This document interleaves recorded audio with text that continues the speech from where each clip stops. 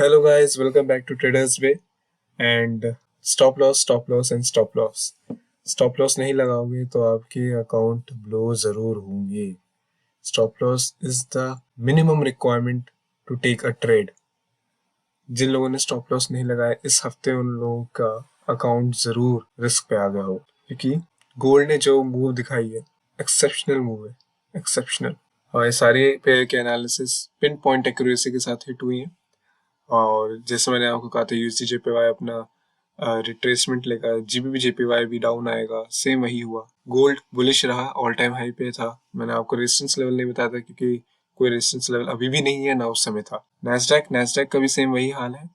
अभी हमारे पास एक लेवल आ चुका है 18,000.50 का, बट अब एक दो वीक का इंतजार है कि मार्केट इसके नीचे ही क्लोजिंग दे, देन हम लोग एक नीचे रिट्रेसमेंट फेज देख सकते हैं. लास्ट वीक की न्यूज़ ने काफ़ी वॉलेटिलिटी लाई मार्केट के अंदर, एंड अब मार्च का महीना आ गया है. मार्च का महीना सबसे ज़्यादा इम्पोर्टेंट है.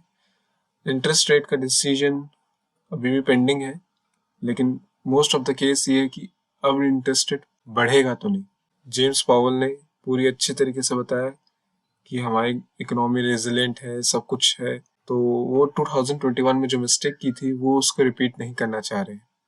सो उनका इनडायरेक्ट वे में ये था कि अब मार्केट में इंटरेस्ट रेट बढ़ेंगे नहीं, मतलब बहुत कम चांसेस है जो उसके बारे में वो सोचेंगे. अभी जो उनकी स्ट्रैटेजी रहेगी वो इंटरेस्ट रेट को बढ़ाना नहीं रहेगा, मतलब अब घटाने की ओर इंटरेस्ट रेट जरूर आएंगे, जिससे गोल्ड बुलिश जरूर होगा. एंड ऑल्सो गोल्ड भी बहुत ही ऑल टाइम हाई पे जा चुका है. रिट्रेसमेंट जरूर चाहिए, बट अभी हमें हाई का कोई आइडिया नहीं है. सो हम लोग अभी वेट करेंगे और पेशेंटली इस पेयर को हम लोग अभी लीव करेंगे, क्योंकि as a trader you have to think broadly. आपके सेटअप पे आपको कॉन्फिडेंस होना चाहिए, ना ही कि एक पेयर पे. तो बाकी एनालिसिस मैं आपको देता हूँ पेयर वाइज. तो चलते हैं सीधा गोल्ड की तरफ. तो ये रहा गोल्ड का चार्ट, डेली टाइम फ्रेम में ओपन है.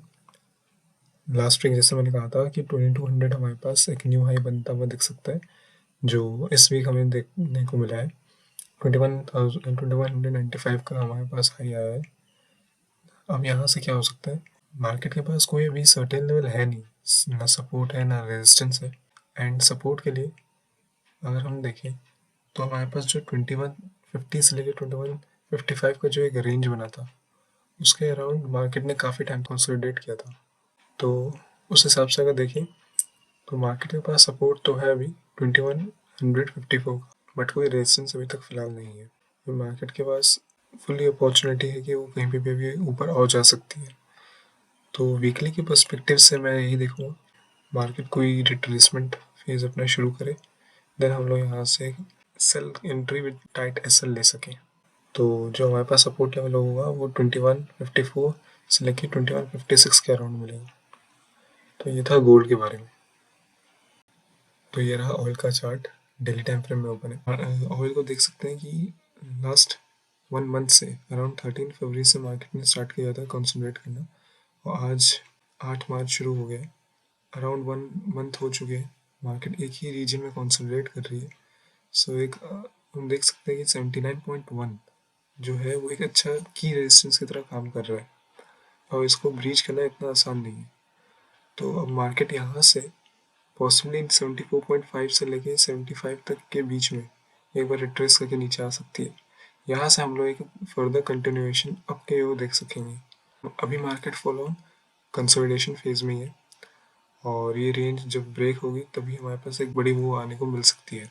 तो जो वीकली लेवल्स में वीकली रेजिस्टेंस जो होगा हमारा 79.5 होगा, सपोर्ट में हमारे पास होगा 75.7 एंड 74.5 का.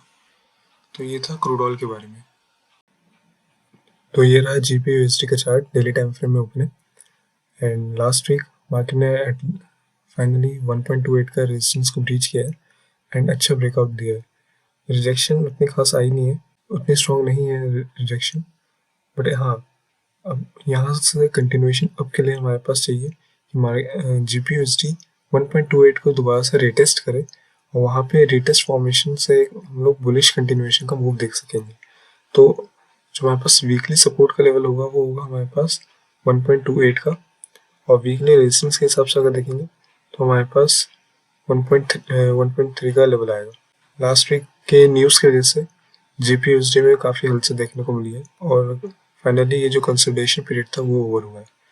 तो ये थे वीकली के लेवल्स और ये थे GPUSD के बारे में। तो ये रहा GPJPY का चार्ट डेली टाइम फ्रेम में ओपन है।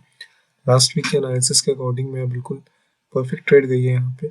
जिन जिनको कहा था मैंने सेल की एक ट्रेड लेने के लिए 181 से बहुत अच्छी ट्रेड निकली होगी और अभी प्रॉफिट्स में आप लोग चल रहे होंगे। नाउ लास्ट वीक मैंने आपसे कहा था कि 184 एंड 185 लेवल्स जो है वो की लेवल्स है बुलिश मोमेंटम कंटिन्यू करने के लिए। अब मार्केट क्या कर सकती है कि अगर मार्केट नीचे जाना कंटिन्यू करती है देन हम लोग इसको फर्दर डाउन हो जाते हुए देखेंगे अराउंड 183 टू 184। बट मार्केट यहाँ से रिबाउंड होके इस हाई को ब्रेक कर देती है 191 के। देन हमारे पास पॉसिबली जो लेवल आएंगे वो 192.2 और 193 लेवल भी आ सकते हैं। ऊपर से अप्रैल के अराउंड हम लोगों को देख सकता है कि BOJ इंटरवीन करेगा मार्केट के अंदर एंड इनको स्ट्रेंथन करेगा, क्योंकि ऑलरेडी लास्ट मीटिंग में कहा गया है कि ये ऑलरेडी बहुत वीक हो चुका है, तो इस बार थोड़ा अर्ली ये लोग एक्शन में आएंगे। तो इस हिसाब से अभी मार्केट पॉसिबली 192 और 193 तक भी जा सकती है। तो बट अभी हम लोग सेल में ही रहेंगे जब तक हमें एक कंफर्मेशन नहीं मिल जाता है बुलिश मोमेंटम का। तो ये था GPJPY का।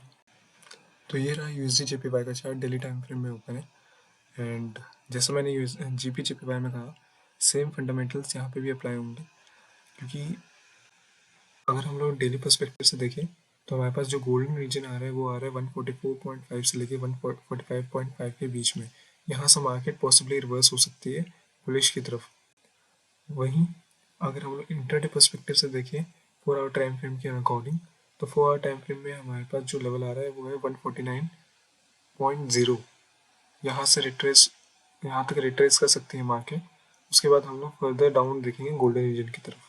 तो ओवरऑल यहाँ से 144.5 से लेके 145.5 तक हमारे पास जो रीजन आ रहा है वो हमारे पास बाइंग रीजन एक बन सकता है। तो ये था USD-JPY के बारे में। तो ये रहा नैस्डैक का चार्ट वीकली टाइम फ्रेम में ओपन है एंड फ्राइडे को मार्केट को देख सकते हैं मार्केट काफ़ी डाउन आएंगे। न्यू हाई के बाद वीक ने नैस्डैक ने वीकली हाई हमारा बनाया वो था 18,416 का और जो वीकली लो बनाया था वो हमारा था 17,820 का। और अगर हम देखें तो लास्ट वीक की कैंडल को मार्केट ने इस बार पूरा ही इंगल्फ किया है एंड ये बेरिश इंगल्फिंग पैटर्न भी है। तो पॉसिबली हमें नेक्स्ट 2 वीक्स के अंदर मार्केट डाउन जाते हुए दिख सकती है। अभी भी कोई सेल एंट्री का कंफर्मेशन नहीं है क्योंकि रेजिस्टेंस हमारे पास अभी तो कोई लेवल नहीं आया है। मार्केट अभी फुली बुलिश है, बट पॉसिबली हमें नेक्स्ट वीक हमें इस वीक या नेक्स्ट वीक हमें बेरिश कंफर्मेशन मिल सकती है अगर इस वीक मार्केट 17,800 के नीचे क्लोजिंग देती है। तो वहाँ वीकली सपोर्ट जो होगा हमारे पास वो होगा 17,444 से लेके 17,660 के बीच में। तो ये थी ओवरऑल वीडियो। लाइक करें, सब्सक्राइब करें, शेयर करें और कोई भी फीडबैक है तो कमेंट सेक्शन में ज़रूर बताएं। मैं मिलता हूँ आपको नेक्स्ट वीक, तब तक के लिए गुड बाय, स्टे अपडेटेड।